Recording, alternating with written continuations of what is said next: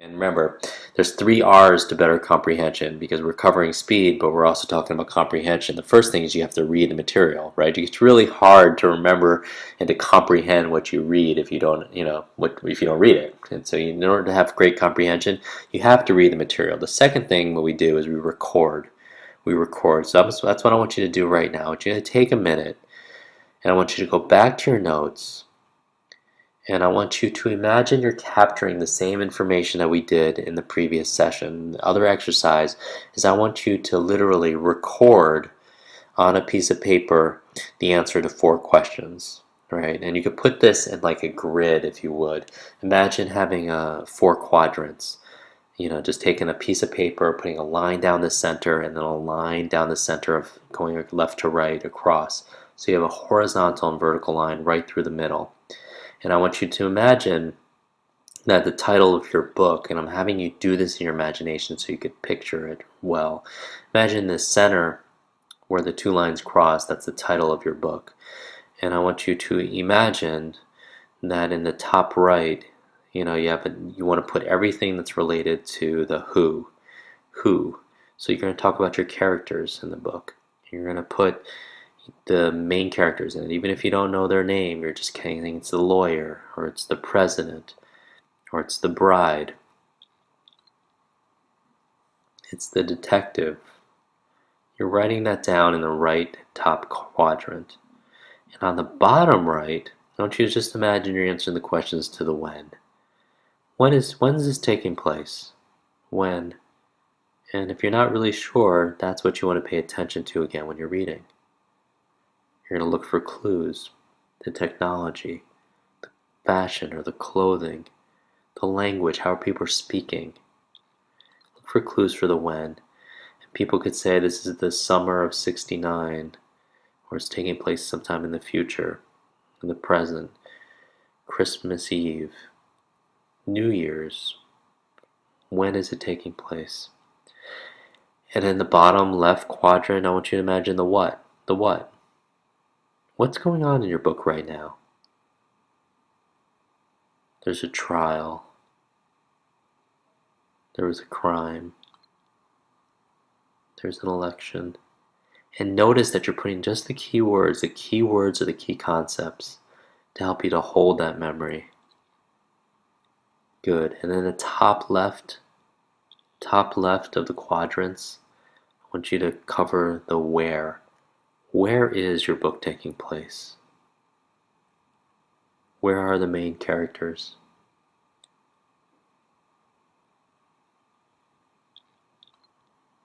Just write those down now.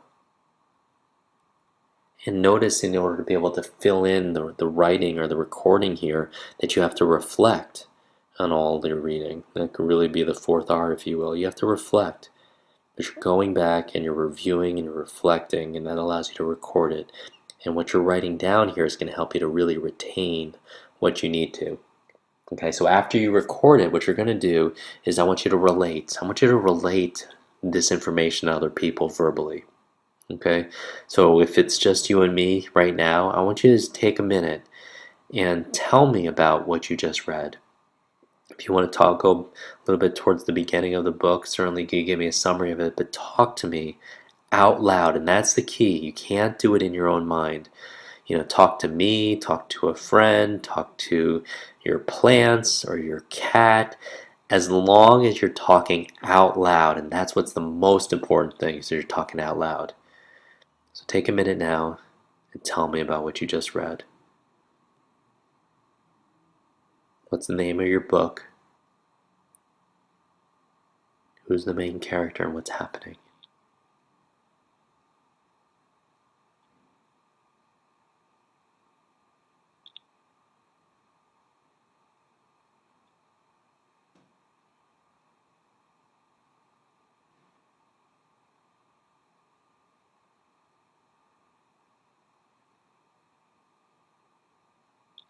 Tell me more.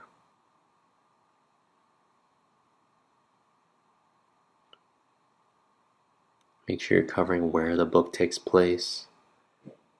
Who are the characters in the book?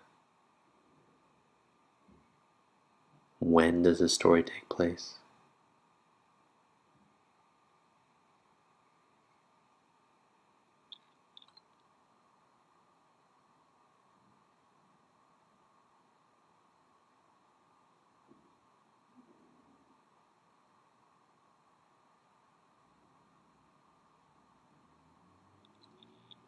Good. Share with me just for another 30 seconds. Just another 30 seconds. Tell me about it. Because remember, we teach what we best learn.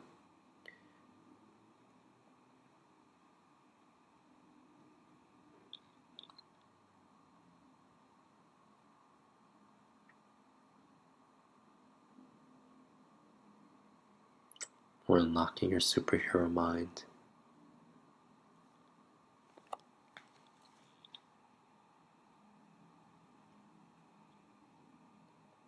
Okay, fantastic. And these are really the three R's to having better comprehension. You're reading, you're recording, and then you're relating. And that's really what's going to help you to build your comprehension to really deeper levels and new heights at the same time. And that's really the power of it. Now, let's get to the nonfiction and your technical reading, your technical study. Okay, so in the first half an hour here, we did a reading assessment, and also we did your reading test, and we did some exercise to improve it. Right now, what we're going to talk about is how to really master nonfiction reading and technical study. Okay, so I want you to please have with you, close to you, a nonfiction book or some kind of technical book or technical material, and we'll go from there. So make sure you get that. I want you to shake your body out also, because what I'm about to cover, I'm going to cover through, rather quickly, because I know you're going to be able to get this. So have your technical reading right here, and have it ready. Okay, what we're going to talk about is many people know that there's a learning curve, right? It's common language when people say that there's a learning curve to be able to comprehend something new. But what people don't realize is there's also a forgetting curve. And there's also a forgetting curve that literally when you learn something, and you know this through personal experience likely, that very rarely when you first learn something do you just get it right away. That you hear about something and all of a sudden you just know it and you own it and you just kind of go from there. What we're going to talk about is literally how to utilize the forgetting curve and turn it into really your more powerful learning curve. Because what could happen is when you learn something, within 48 hours, some people say we learn anywhere from 80% or 85, or some people say 90% of it is like gone, and just after a few days. And so the challenge is, or the opportunity, if you will, is if you review it on the 24 hours later, we recommend you reviewing it an hour later. They call it, the spaced repetition. It's, an hour later, a day later, a week later, a month later, till you really own it, where there's some kind of consolidation going on between your short-term memory and your long-term memory, where it's kind of like your mind sees it in a different way over a certain period of time and just clicks. You get that aha. You get what I call a quickening, if you will, and then your brain says, "Wow, this must be important, and I'm going to incorporate this and really put it to use and put it inside our mind." And so if the challenge is like if you lose so much of it after 24 to 48 hours, you review it the next day and it goes up, and if you review it the third day it goes up, and it gets stronger and stronger. So that's what we're talking about here, the difference between really cramming to forget something, because we've all had that situation, right? You can think about going back to school, and I didn't know if you made cramming a regular practice or if you had to do it occasionally because you were just overloaded. You study, some people don't study at all for that semester, and all of a sudden they start preparing for it, and then they study for like all night, and they pull an all-nighter into it, and they wake up in the next morning and no one could talk to them because they don't want that information slipping out of their mind by accident, and they can't wait to take the test because they sit down with their pen and paper, they take the test, and then afterwards what happens? It's like completely gone. So I want to talk about the difference between cramming to forget and really studying something to remember it. So again, I would recommend you're using this three-step process for things you really want to own, meaning you really want to study, you really want to learn, you really want to discover long term. Okay, sometimes cramming could serve you if it's information that you really don't need to know long term. But if there's some information that you want to know and you want to have it sustainable over time, then that's where you want to be able to apply this. This is for things you want to get to and really get that aha, quickening kind of effect where you just know it. Okay.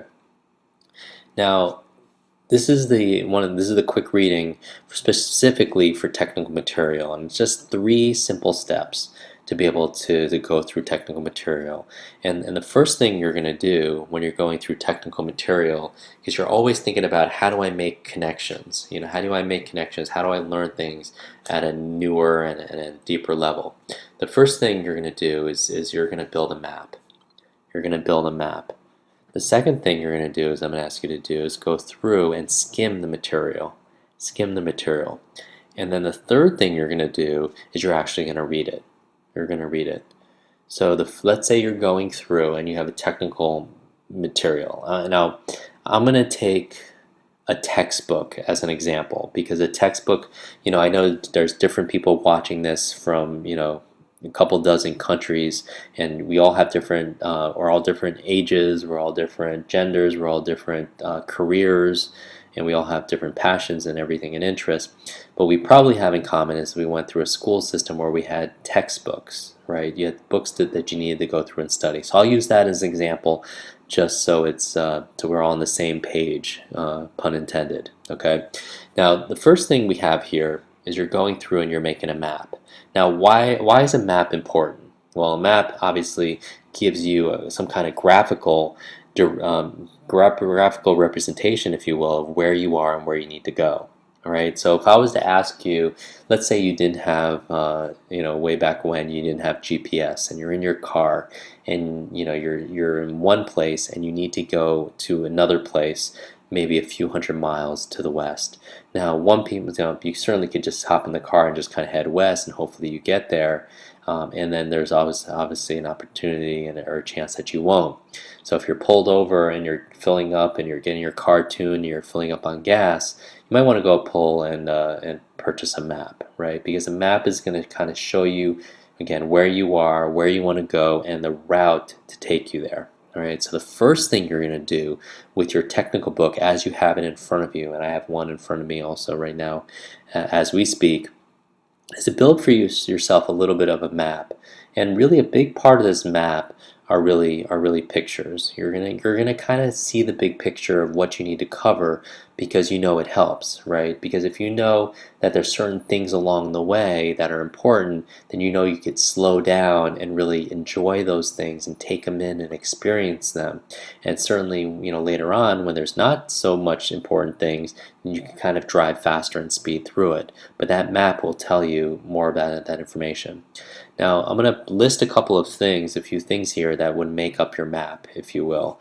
And the first thing is the pictures. The pictures.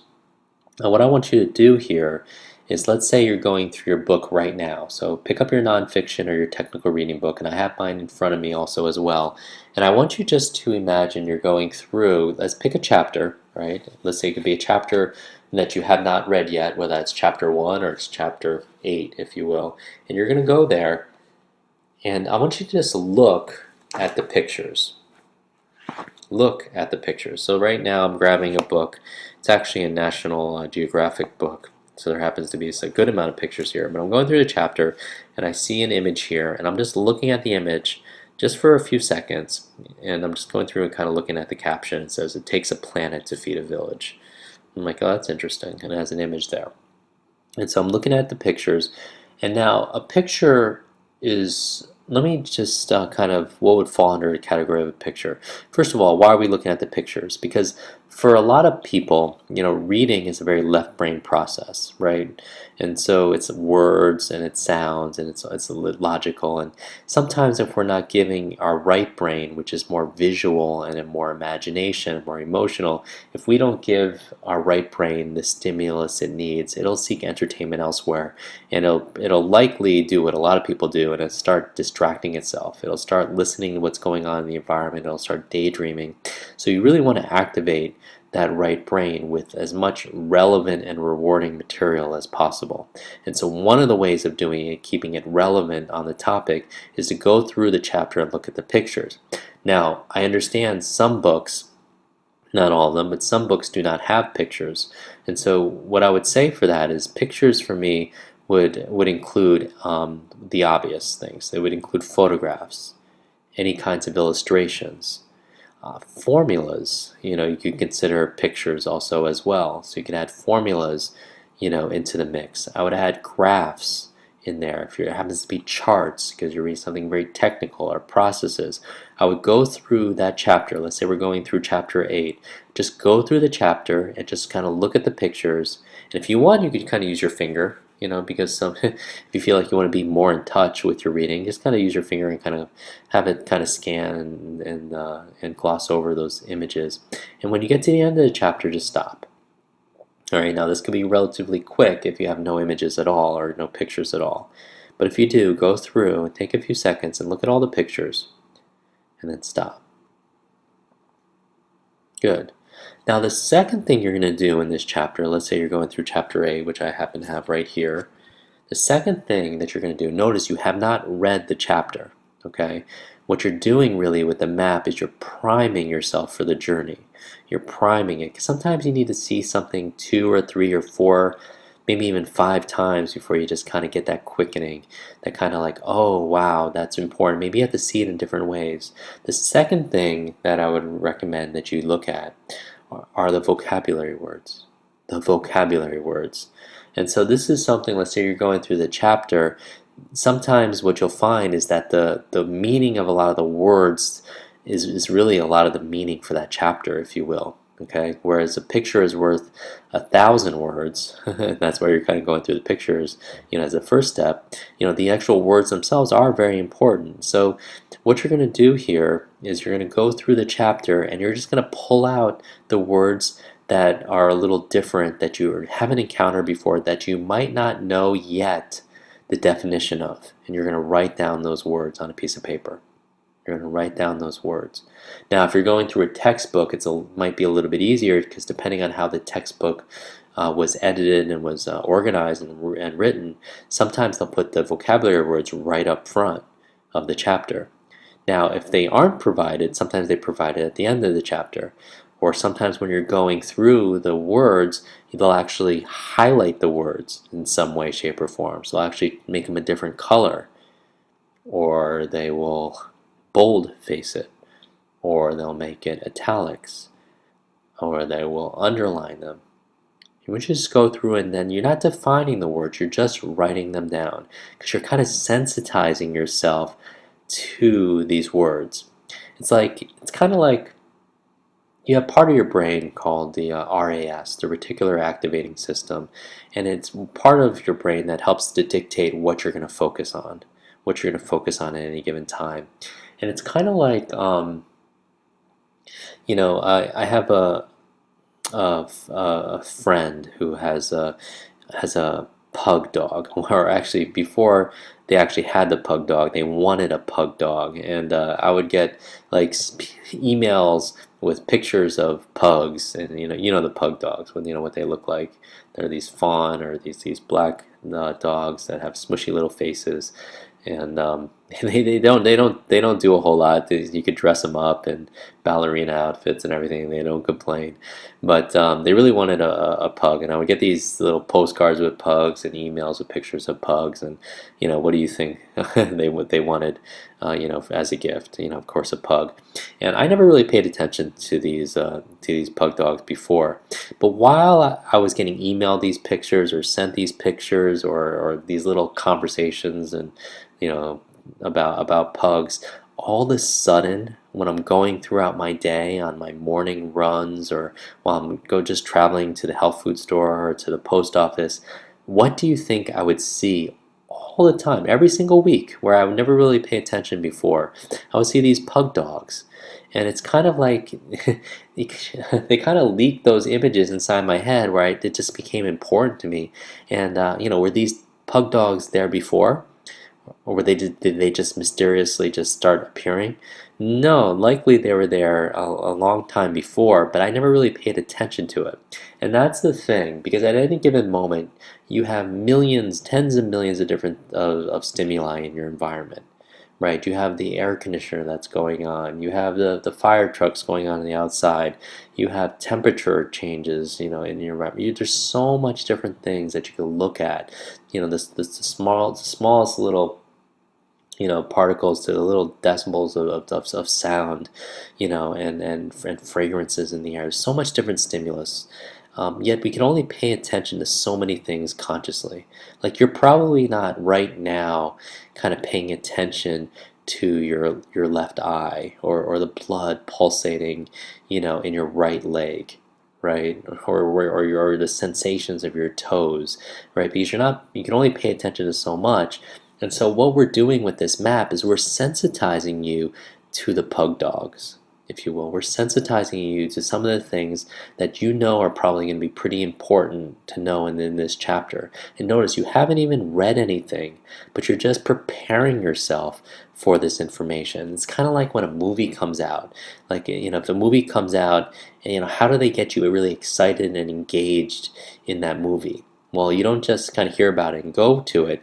It's usually something else, right? Usually walking around the mall and you see a poster for it. You're driving around, you see a billboard for it. You see a late night television interview about it. You see it written up on your Yahoo or your different, CNN, some of the newspapers that you read. You see a trailer when you're flipping through the channels on television. You see it 5 or 6 or 7 times, and it kind of like you see it, and you get to the point where, okay, that's interesting to me, and that's why I need to go and go see this movie or see this film or to buy this book. And that's how it works, right? You have the frequency and the duration and the intensity of the information coming at you. So here is a concrete way of design, by design, to kind of prime your mind. It's kind of giving you these trailers and these billboards and these posters and these reviews up front.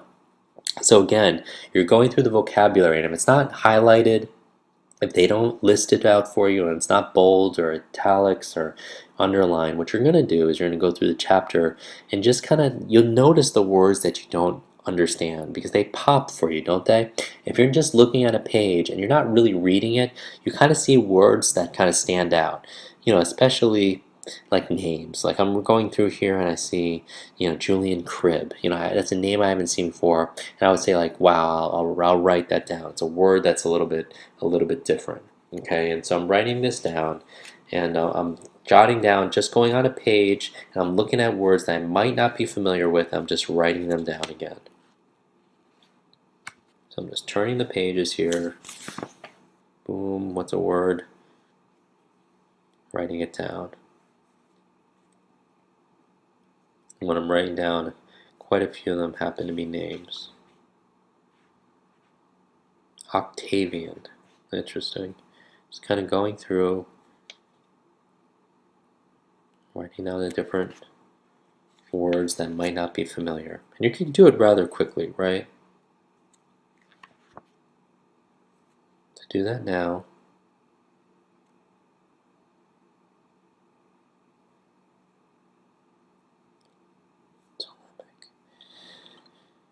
you're writing them down, perfect. And that's what you're doing for the vocabulary. Now you're not defining it. You're just kind of, you don't maybe even know what the answer is, but notice what you're doing. You're creating questions. You're looking at images for the pictures, and you don't quite know what they are, so you kind of have that open loop in your mind.